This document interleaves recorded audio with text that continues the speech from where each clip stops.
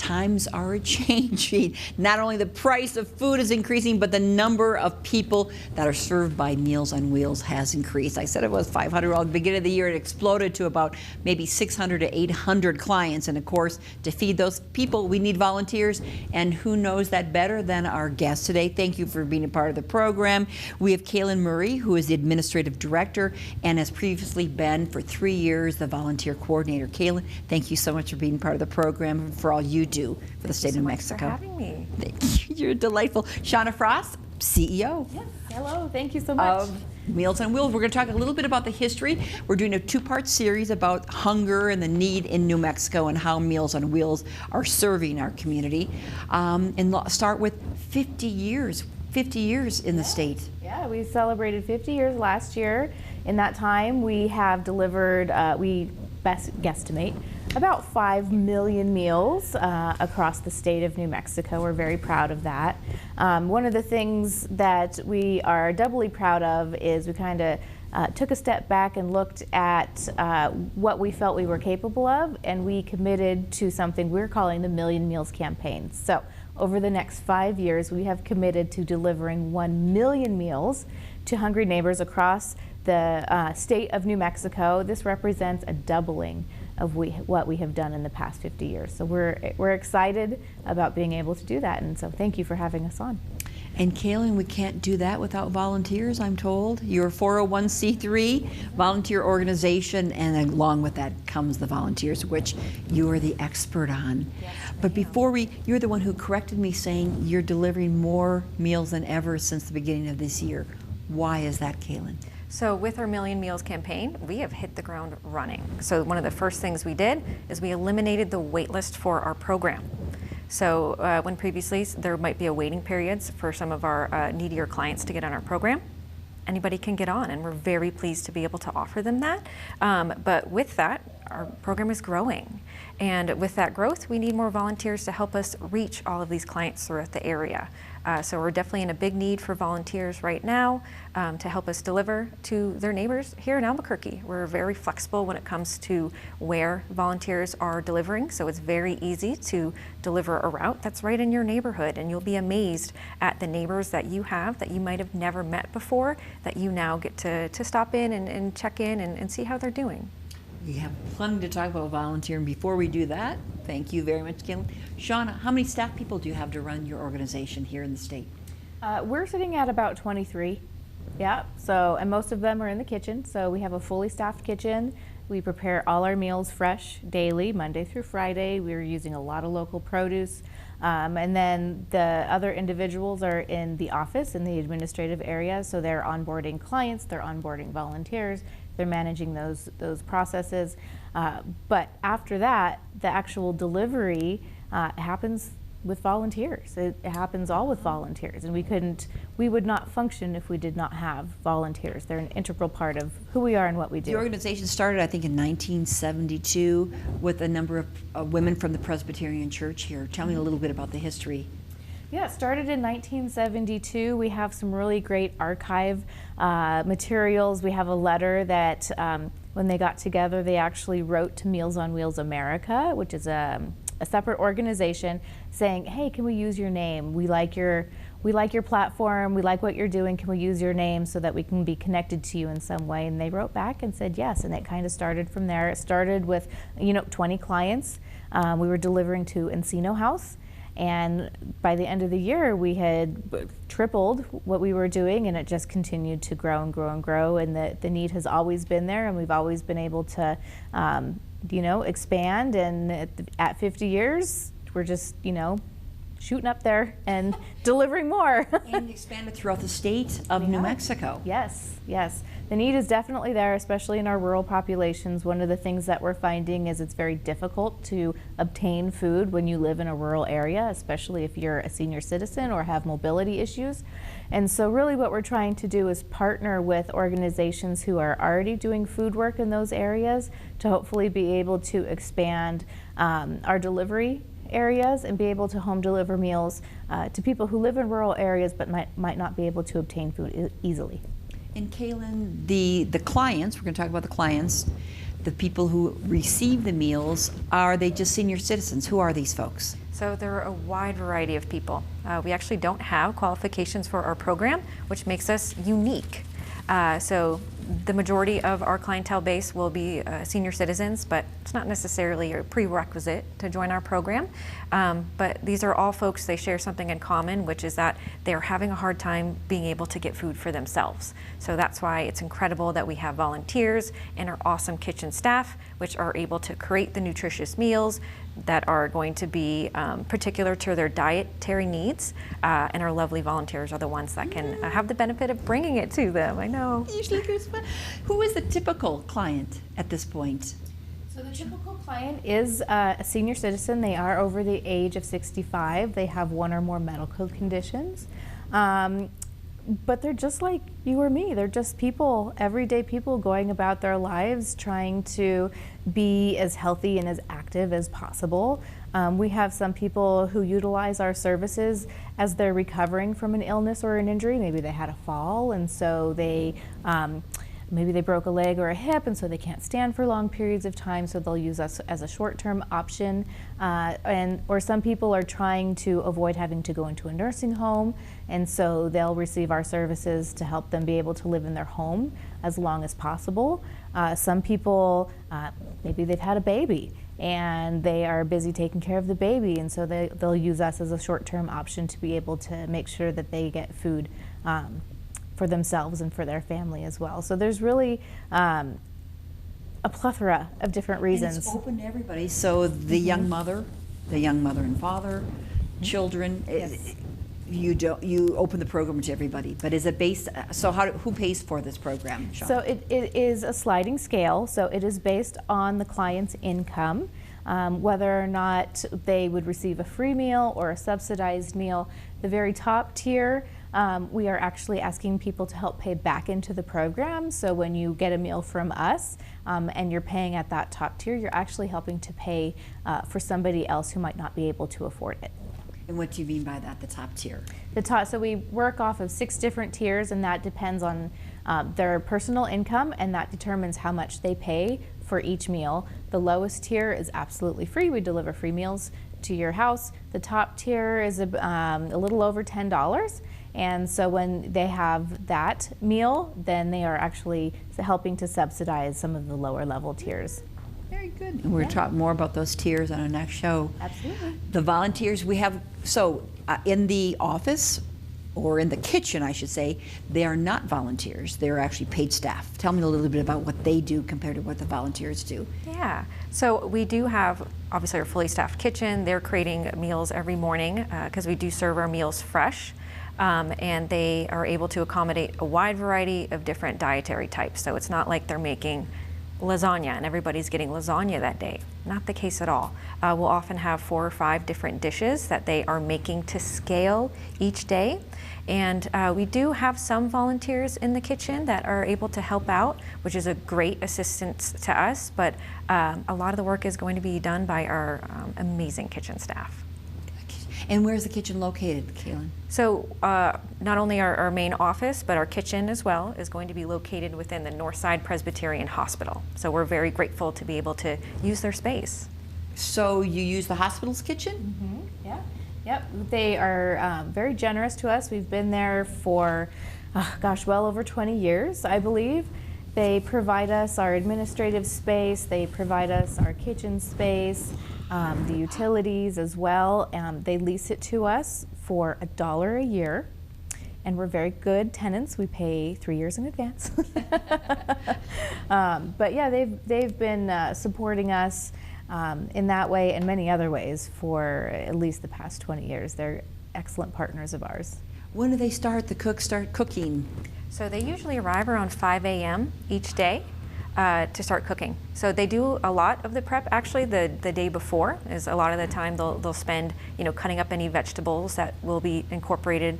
And we don't use a lot of frozen food. We honestly are making a lot of this fresh, and a lot of it will be from some local sources, like local farms. Silverleaf, for example, we are able to get some of our produce. So it's really high quality food that we spend a lot of time making. So start at 5 a.m. The first set of meals will start being distributed at 10 a.m. So in that time, they're making food, sometimes up to 800, 900 meals in that time. It's insane. And the volunteers, we have about 400 now? Yes, that's right. So our volunteers serve in a variety of different roles. The majority of them are going to be delivery drivers. We do deliver 38 routes each day, Monday through Friday. 38 routes. Are we speaking mainly about Albuquerque? Albuquerque, Rio Rancho, and Corrales. Okay, 38 different routes. And each one of those is driven by a different volunteer. So that's a volunteer need of at least 38 people each delivery day. That's pretty big. We need a lot of help. In their own private cars? Yep, that's right. So we have a little video we're going to show you about, you've seen it, you gave it to us to show our viewers about the volunteers. So we're going to take a look at that and then discuss more about what people do as volunteers. Okay. At Meals on Wheels of Albuquerque, we deliver more than just a meal. We deliver health to our many clients in a variety of ways. I am Roberta, and I am on a specialized diabetic diet. Meals on Wheels is the only program that has this diet available for me. Meals on Wheels really cares that I am able to eat the right foods to keep me healthy and out of the hospital. We deliver food security to neighbors in need. My name is Gregory Sanchez. I get extra food from Meals on Wheels through their pantry bag program. So even on days they don't deliver, Meals on Wheels helps me eat and not go hungry. We deliver care for clients' furry companions. I am part of the Long Leash on Life pet program from Meals on Wheels. I get food for George each month. I can even take him to the vet and keep him healthy. All thanks to Meals on Wheels. And we deliver deeper connections to our communities and world. I get a newspaper with my meal each day so I can keep up with what's going on in my neighborhood. Remember, folks, help Meals on Wheels, and music equals hope. Our hundreds of Meals on Wheels volunteers take pride in brightening the days of clients by delivering the simple gift of friendship. 80% of clients say that volunteers like me are the only person they see on a daily basis. That's truly heartbreaking. I'm proud every day to be able to do my little part to change that for someone. We deliver all that we deliver at Meals on Wheels of Albuquerque because we recognize that strong, healthy communities help make strong, healthy neighbors. This is also why we started our local harvest program, which allows us to give our clients access to the freshest and healthiest local food possible, while also putting donation dollars right back into the community. The Local Harvest Program allows us to purchase locally grown produce and locally made food items for use in our meals. All of our milk, bread, chili, and tamales come from a local source. This program has also allowed us to incorporate items such as squash, spring mix, cherry tomatoes, bell peppers, radishes, sweet potatoes, carrots, and herbs into our menu. Last year, we also worked with over 24 small farms in the area, where we invested over $24,000 back into our community. Next year, we hope to be able to double the donations we receive for this donor and grant-supported program and invest even more back into New Mexico. We are pleased to be able to deliver freshness and sustainability to our clients through our local harvest program. Most of all, at Meals on Wheels of Albuquerque, we deliver love. What will you help us deliver?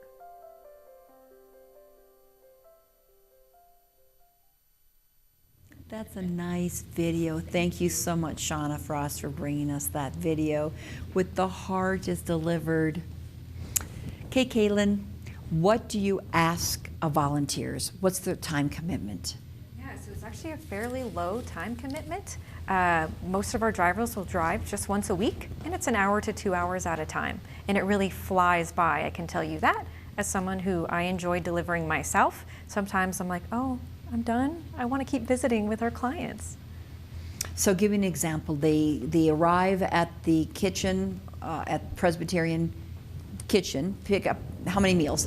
Kind of explain the process for one particular volunteer. Yeah, so we have different waves for our pickup times, depending on what area of the city you're delivering within. So our first drivers will show up at 10 a.m. and you'll pick up anywhere between 5 meals for a delivery to 5 people that day. Sometimes it's up to 10 or 12. It just depends on how many clients we have on that particular route.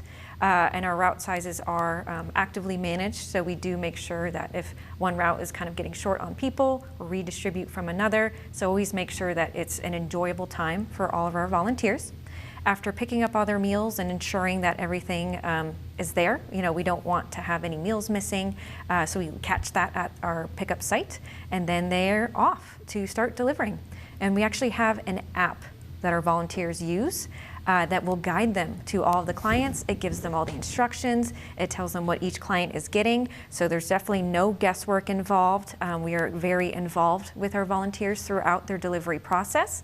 They are able to call us through the phone, directly through the app. They can send us messages. We also have the ability to collect what we call change of conditions.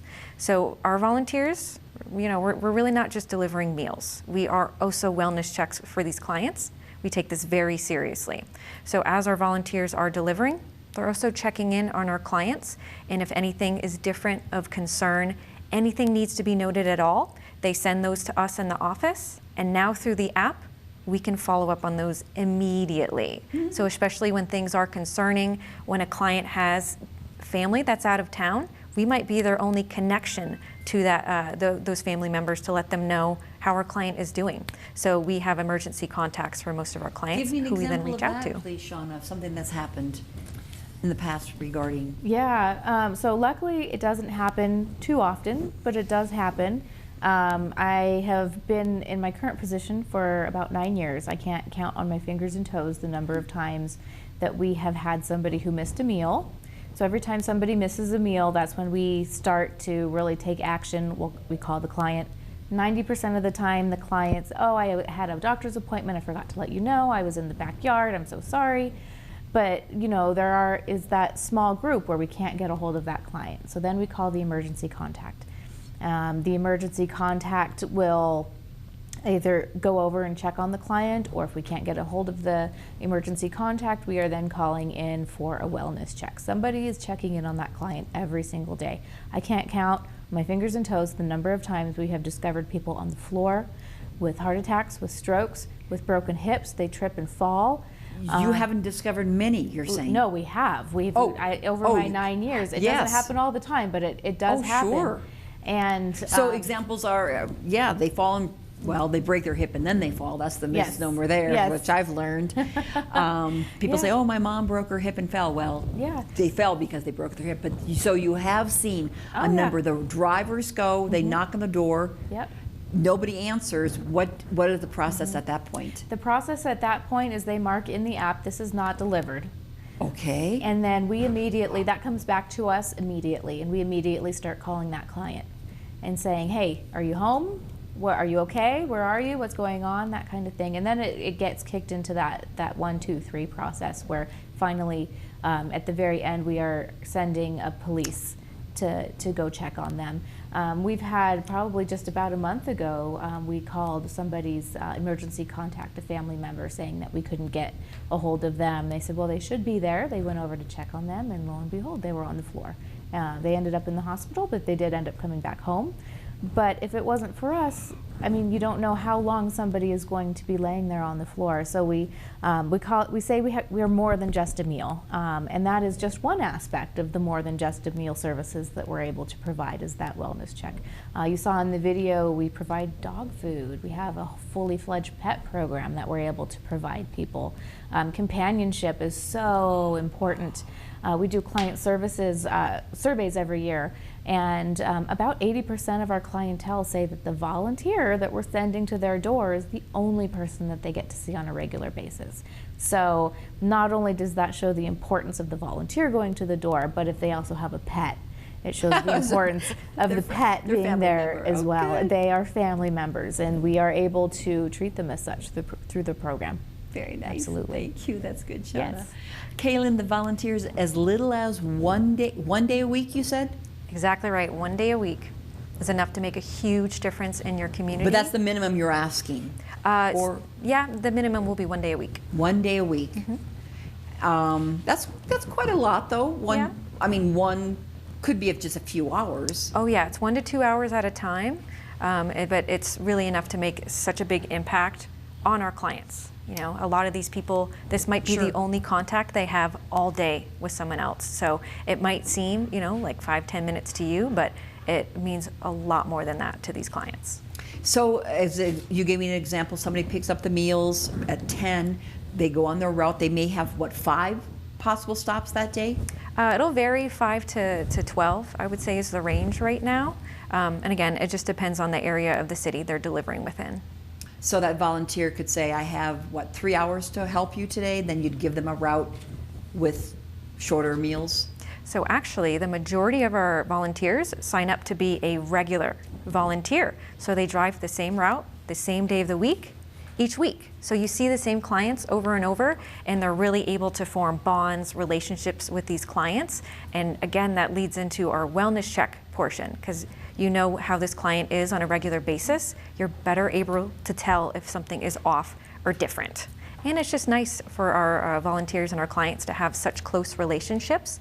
A story that I can share that happened recently is actually, I myself was out on deliveries and I went to deliver to a particular client, and a familiar face greeted me at the door.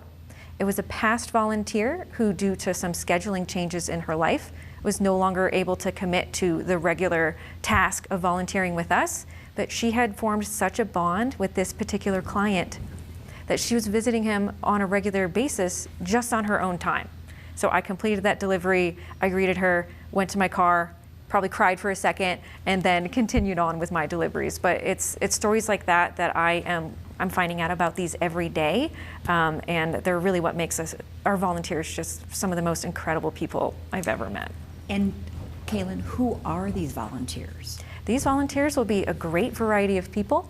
The majority, I will say, are retired people, since our delivery days are Monday through Friday, and we don't have any weekend deliveries at this point.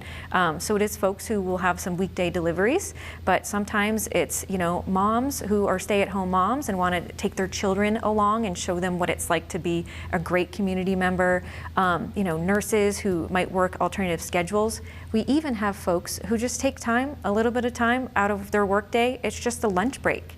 And instead of spending that lunch break sitting in your car, they choose to go out in their community and deliver for us. So we have, each one of our volunteers will have a different story as to what brought them there, but they all have that uniting factor of they just want to spend their time out in their community helping. And why do they? They all have their stories, but why? I mean, a person who's working full-time and they take their lunch break, why do they tell you they volunteer? A lot of them have connections to someone who has been in a similar situation to our clients.